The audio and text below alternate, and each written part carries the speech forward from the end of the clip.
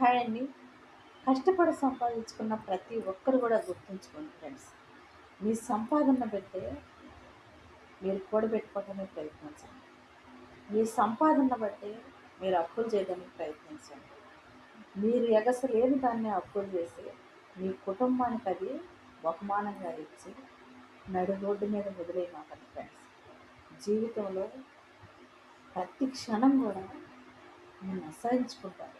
అది ఎవరైనా సరే, మీ పిల్లలు కావచ్చు, మీ భార్య కావచ్చు, మీ చుట్టుపక్కల కావచ్చు, మీ బంధువులు కావచ్చు.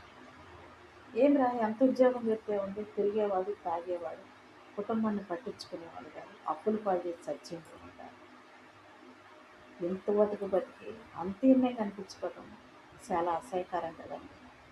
ఎంతటి వాళ్ళైనా కుటుంబాన్ని దృష్టిలో పెట్టుకొని నీ కన్న బిడ్డల కోసమైనా కానీ, నీ భవిష్యత్తు కోసమైనా కానీ, నువ్వు రేపు చచ్చిపోతే నలుగురు